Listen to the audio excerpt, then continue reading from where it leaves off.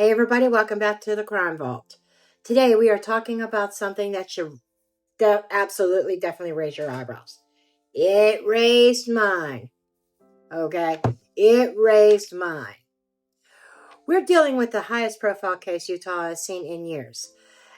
And the state governor is talking about the DP.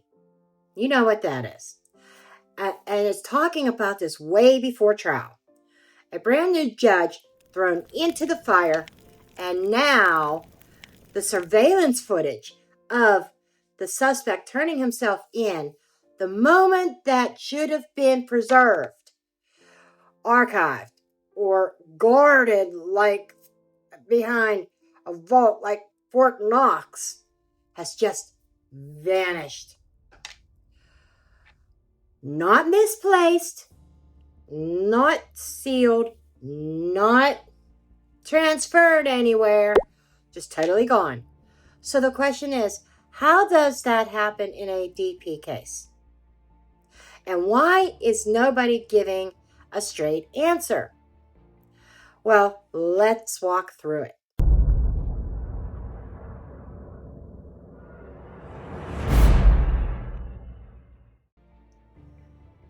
Now here's where things get real interesting. Tyler didn't get tackled in a parking lot somewhere. Nope. There was no radical chase. No high-speed car chase. No. No drawing of weapons. He didn't get dragged out of some bunker at 3 a.m.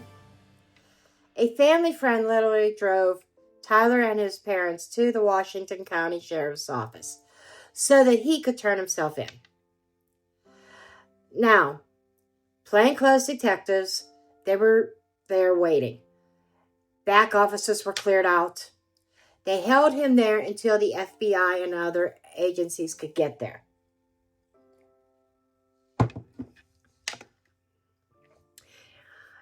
And in a building filled with cameras, because think about it, every corner of the precinct should have cameras.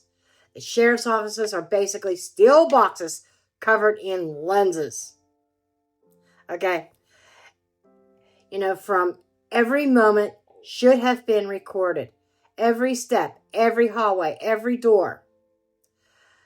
But now comes the part that makes zero, absolutely no sense to me. I mean, make sense of this. Make it make sense for me. I just can't. I just can't. So reporters started filing public records requests, asking for the footage. And it's a simple process. It's just a simple request. They're like, please, just show us the videos of the suspect entering the building as he is coming in to surrender, right? And turn himself in. The sheriff's office responded by saying, I'm sorry, we don't have any video of him entering the jail area because he never went to the jail. Okay? So, okay, fine. Then what about the surveillance from the lobby, the hallway, the entranceway? The cameras would watch everyone walking in and out of the sheriff's building every single day, right? You would think. They filed a second request. And that's when things get a little bit hairy here. A little bit sus and weird. And there's a lot of conspiracy theories stemming from this, okay? Suddenly, the sheriff's office said the surveillance footage was no longer available. It had automatically been deleted because it went past its 30-day retention period. Are you freaking serious? Something this huge, not saved. Just wait. This puts holes into the prosecution's case. We're going to get into that in a moment. But basically, all that footage was deleted. In the biggest case the state has ever seen. A DP case. A national case. I mean, this is totally, I don't know about you, but I personally am having a very difficult time trying to wrap my brain around this. You know, and the footage wasn't saved. I mean, wasn't archived, wasn't copied, wasn't sent to the FBI. Hello? Wasn't sent to the FBI. Wasn't sent to the prosecutors. Just gone. Gone, gone, gone. And I wanted you to think about that. We're talking about a building where every hallway has a camera.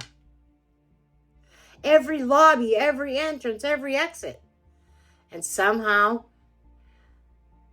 the state that wants to execute this man did not preserve the moment he surrendered.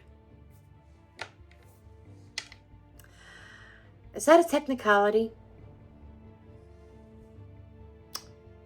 Perhaps.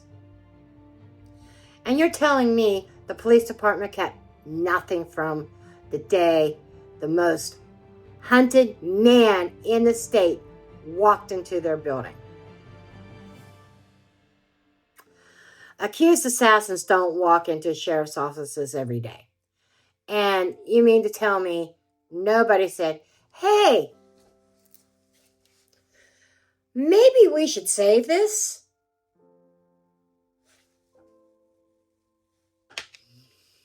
Idiots.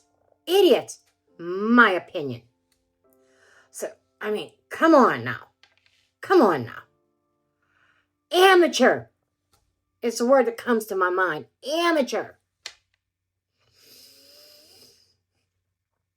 Now, let's talk about why this is a real problem. Not just for transparency, but legally. Okay? A veteran capital case attorney said that video would have been crucial mitigation. Okay? Crucial mitigation evidence. Why? Why is this so crucial? That's because in a DP case, the jury decides between life or death. And mitigation is literally what stands between a defendant and the execution chamber. Hello? Footage of Tyler calmly turning himself in would have shown that he didn't run, he didn't resist, he accepted the arrest, and he could potentially be safely incarcerated without execution. That's the kind of evidence defense lawyers dream of having in their capital case. And now it's gone. Delete. Totally deleted. 30 days. That's all they saved. And after 30 days, bye-bye, like it didn't exist. In a case the government called the worst act of political violence in the state's history. I mean, I know I'm a little bit emotional about this. I'm a little bit animated about this. Because I know this infuriates me. It's like, are you going to totally blow this case, Mr. Defense Attorney or Mr. Prosecutor? Are you going to totally blow this case? Because you guys did not have the brains to save that footage? Now, I did a little bit of research on this, about this new judge. So let's kind of talk about this, because this is another eyebrow raiser. Judge Tony Graff Jr. was sworn in somewhere around the beginning of August. And then just weeks later, he is handed what the attorneys are calling the biggest criminal case Utah has ever seen. Look, I'm not saying he's not qualified. Okay, I'm not saying that at all. He was a very successful prosecutor. All right? But what I am saying is this. The man is brand new to the bench, and every ruling he makes is going to be dissected like a frog in 10th grade biology class. Okay? And he stepped into a courtroom holding a political bomb. You know, a national spotlight, missing evidence, and DP, and demand from everyone with a microphone, including myself. You know, we all want answers to this. And, you know, from some of the research that I did about Utah, the judges in Utah are not elected. They're appointed. And this judge here, Tony Graff, he was appointed by the governor. Okay? So, if they don't perform, yes, they can be removed. So, I don't know if this governor really had faith in Tony or if they were setting him up. Who knows? But what I do know is that when cases are handed out in Utah, it's like a lottery system. And they felt that this was the most fair way that a defendant can get a fair trial. So, judges aren't elected, and somebody doesn't go through all the case files and say, oh, here's Tyler Robinson. Oh, I know the perfect judge that can handle this. Let's hand this to Tony. That's not how it works. It's like a lottery system.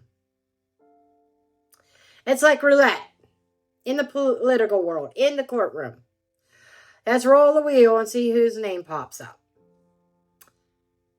Or pulling a name out of a hat. Best way of putting it. Here's where the politics blows this wide open. Before a single piece of evidence was presented in court, you had the government hinting at the DP. The president outright saying he hopes Tyler gets the DP.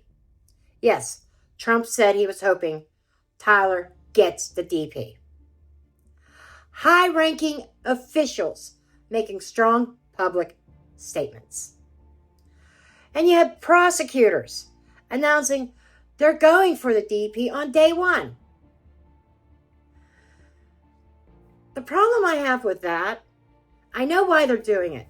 Their mindset is, I'm going to gain favor with the public. The public's going to love me. They're going to think I'm the best prosecutor that walked the earth. Okay? That's their mindset. The reality is, putting that out there so soon taints the jury pool. Okay? Don't get me wrong. I'm not trying to give Tyler a bye on this. I'm not trying to give him any grace. He did this crime. Yeah, he needs to face the consequences. However, what I am saying is that for a true democracy, and what this country is built on was fairness. And he needs a fair trial. Not only for him, not only for our civil rights, okay? But also for this case not to get thrown out on a technicality. Yeah, I'm guilty, but this is what you did. You violated my rights because of this. I wasn't able to have a fair trial because you bozos went out there and announcing DP before any evidence was even presented. That's called sabotage. Sabotage. Now, they had their right. It's not that they were wrong for bringing it up. It was about the timing, in my opinion. Now, how is this going to help the defense? This is the real question here. How does missing video plus political commentary affect this case? Let's break this down real quick, okay? The mitigation loss. A surrendered suspect walking in personally. That is powerful footage. Losing it hurts the state, not the defense. And it's called sloppy evidence handling. If you can't preserve basic surveillance video, what else slipped through the cracks? And then there's the pressure on the court.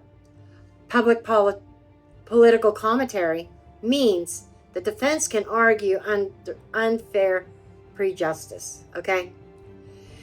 Subpoena possibilities. Could the governor be subpoenaed? Yes. And if that happens, this case goes nuclear. Nuclear! And then trying to control the narrative. Missing footage gives the defense the ability to say, we can't trust the state's evidence. And we can't trust how they manage the evidence. Let that sink in. So again, it doesn't hurt the state. It doesn't hurt the defense. This lost footage hurts the state. Here's where we stand right now. The alleged assassin turns himself in. There were cameras. There should have been footage. There should have been evidence preserved in the biggest case Utah has ever seen. And instead, we're told it was automatically deleted. 30 days, click, gone. In the most politically charged murder case in the state's history. And somehow, nobody thought to save it.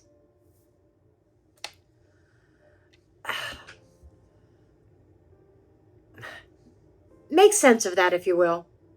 I don't know.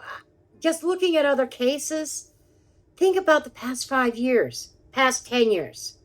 How many cases have been blundered by sloppy police work, mishandling of evidence,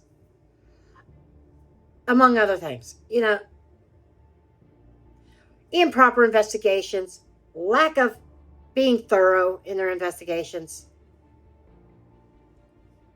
In the comments below, how many cases can you think of?